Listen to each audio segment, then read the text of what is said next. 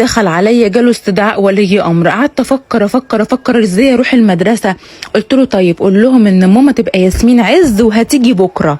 راح قال لي خلاص ماشي يا ماما. المهم راح المدرسه وقال لهم على فكره انتوا ما تعرفوش انا مامتي مين، انا مامتي تبقى ياسمين عز وجايه النهارده وهتوريكم كلكم. انا بقى كده انا مستنياها ومش مروحه. رطبت وشي ولبست العدسات ما ينفعش اخرج من البيت وانا طارمه كده من غير سنين واسناني بايظه ومكسره. خلاص كده خلصت. جبت بقى الكونسيلر اللي لونه غامق عني درجتين الحواجب ياسمين عز. قلت لا انا هصبغ حواجبي كلها من الكونسيلر ده. وجبت الفاونديشن ده هو على اصفر شويه بس لما بيتحط ده بتاع شجلام بيتحط بيبقى لونه ابيض كويس قوي قوي قوي قوي. وبعدين هدمج بقى كمان الطرو لان انا لما ثبته بالباودر مش هحط بلاشر ومره واحده بس اللي هحط فيها البلاشر اللي هو دلوقتي. هنا بقى كنت بحاول ان انا افوق كده اهو وبقى بتاعت شفايفي وعلى شفايفي من النص. وعملت بقى الكونتور ده يا جماعه 7 كده، عارفين السبعه اللي هو الوش. هشد كده الوش بصوا هرفعه لان وش ياسمين عز مش مدور، وشها مشدود على فوق هتشوفوا دلوقتي بقى. وعملت كونتور بتاع الانف وشديته على الحواجب علشان تبقى مشدوده على فوق ويبقى الوش شكله رفيع لان انا وشي مدور. تمام. شديته بقى على فوق كده وابتديت ان انا ادمج كده. وطبعا بقول لكم انا باكل لبانه علشان خاطر افوق كده ان انا يا جماعه بعمل الميك اب ده الساعه 6 الصبح. خلاص ابتديت ان انا ادمج كويس قوي الكونتور مع البلاشر مع كل حاجه مع بشرتي عشان تبقى البشره كده صافيه وكلها ميه واحده. اخدت بقى ايه بعد كده البيوتي بلندر بتاعتي دي وابتديت ان انا اطبطب كويس قوي علشان ما يبقاش فيه خطوط او اي تكتلات. وجبت الباودر بتاعت اماندا اللوز باودر بتاعت اماندا وابتديت ان انا اثبت بيه. لو وصلتي لهنا اعملي لايك وقولي لي بتتابعيني منين. كمان على الحواجب عشان اعرف ارسم الحاجب كويس قوي بالجل ما يبقاش مزحلق معايا. هاخد بقى كده هو طبطب على العين وهسيب باودر زياده تحت العين علشان الميك اب بتاع العيون اللي انا هعمله. احنا هنعمل ميك اب خفيف خالص صباحي علشان اصلا ابني عنده استدعاء ولي امر وانا مش عايزه اروح برده بميك اب اوفر كده كتير يقعدوا يقولوا لي انت عامله كده ليه ما انت مش فاضيه لابنك ما ابنك عنده حق يجي له استدعاء والكلام اللي انتوا عارفينه دوت اللي هو بيسمي البدن. المهم ايه نورت كده تحت عينيا وشديت وشي كده نورت وجبت الوكس بتاع الحواجب وابتديت ان انا اوكس حواجبي كده بسيط قوي. انا حواجبي اصلا شعر حواجبي ما بيقفش باي وكس خالص. وجبت الجل بتاع انستازيا طبعا غني عن التعريف. بصوا بقى ثباته وهيرسم الحاجب ازاي يا جماعه. هعمل حواجبي بقى طايره عشان انا قلت لكم هشد وشي زي وش ياسمين عز بالظبط. ما هو قال لهم ماما تبقى ياسمين عز فانا مضطره اشد وشي زي وش ياسمين عز. هتقولي لي طب ما ياسمين عز مش محجبه. هقول لكم انا هقول لهم انا ياسمين عز والصبح بلبس الحجاب ما ينفعش اخرج الصبح بشعري.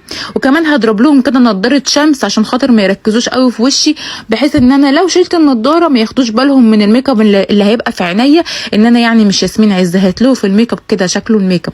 المهم بقى قعدت اظبط حواجبي كده زي ما انتم شايفين واسرحها كويس وانضفها. لازم تنضفي الحاجب كويس قوي عشان يبقى الحاجب شكله حلو وطبيعي. شديت الحواجب والحواجب ادت للوش شده. بصوا الوش اتشد شده تانية خالص. الوش بقى مشدود شده مش طبيعيه صح. خدتوا بالكم وشي كان الاول مدور دلوقتي بقى مشدود على بره اهو. شايفين العين اتشدت ازاي لورا. هجيب بقى الاي شادو وابتدي اعمل اي شادو موف عشان الطقم اللي انا لابساه ده انا عايزه اعمل اي شادو موف مش عايزه اعمل كشميرات خالص. هعمل البيس بتاع الاي شادو باللون الموف. وهجيب البتاع بتاعت اللي هي الفرشه دي كانها بترسم الايلاينر دي المفروض لرسم الايلاينر بس انا برسم بيها الكات ايز وهحطها كده بالله في بقي وابتدي ان انا ارسم خط. جبت لون موف اغمق من اللون اللي انا ثبت بيه. خلاص لو وصلت للحته دي ما تنسيش تعملي لايك وتقولي لي رايك في الميك اب ايه. انا بقول لك اهو اعملي لايك وقولي لي ايه رايك. المهم ابتديت ان انا ارسم الكات ايز بتاعتي كده اهو وايه واظبطها. وخلي بالكم اي غلطه او اي حاجه بتتظبط بالكونسيلر او مع الدمج. تمام ما تقلقوش خالص كله بيتظبط يعني. ابتديت ان انا كمان اعمل العين التانية زيها كده اهو باخد كده احطها في بقي واحطها في الاي شادو واظبطها عشان ارسم الكات اي. بصوا الكات القمر دي خطيره. جيت بقى اعمل كده بالفرشه اللي احط لون بالاي شادو ابيض شيمر. ما ينفعش بالفرشه حسيتها رخمه بصراحه عملت بصباعي. وجيت هنا من الطرف حطيت لون موف غامق اللي انا حطيته رسمت بيه الكات. شايفين الخط بتاع الكات ايس دي اللي انا رسمته فوق، عملت بيه وخدت لون اسود خفيف خالص، دمجت كده الاطراف بحيث ان انا كاني غمقت اللون، يعني انت فاهمه، بتفتحي بعدين تغمقي، وهدمج كويس قوي وانزل تحت عينيا احط من اللون الموف الغامق ده واحط معاه سنه من الاسود اللي انا حطيته فوق، وهطير اي زياده تحت عينيا، وهبتدي ان انا احط الايلاينر كويس قوي، ارسمه كويس قوي كده، واحط الرموش القمر دي. الرموش دي انا مش بستغنى عنها خالص يا جماعه، الرموش دي خطيره خطيره خطيره. وهظبط بقى خط الايلاينر كده اهو. بصوا بقى القمر يا خروش. تعالوا بقى نعمل الليب كومبو مع بعض.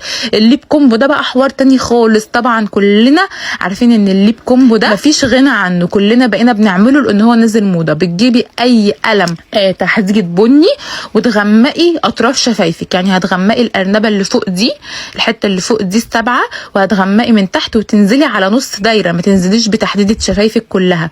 وهتجيبي اي ليب كلاس كده لونه بني وتحطيه. بصوا يا جماعه القمر والحلاوه، قلب معايا ليب كومبو كاني عامله فيلر ومستخدمه ليب كومبو بقى مثلا اللي هو ب 500 600 جنيه ده. بصوا خطير خطير خطير تحفه. قولوا لي لو لسه بتتفرجي اعملي لايك للفيديو وقولي لي تدي الميك اب كام من 10. وهحط هايلايتر بقى وهكتر بقى، ما انا رايحه بقى المدرسه لابني لازم اشرفه كده وارفع راسه كده. انا كده خلصت. هجيب بقى النضاره كده بتاعه الشمس هجربها كده، حسيت ان النضاره دي لايقه مع اللوك مع التوكه كده اللي في الطرحه.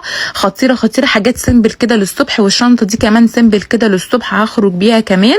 وبس كده انا كده خلصت. قولوا لي ايه رايكم في اللوك وتدوا له كام من 10 وفي سحبة العين. بالمناسبة يا جماعة انا مش ميك اب ارتست، الميك اب ده هواية مش اكتر. لو عجبكم اللوك ما تنسوش تعملوا لايك وشير وكومنتات كتير. باي باي، بحبكم قوي.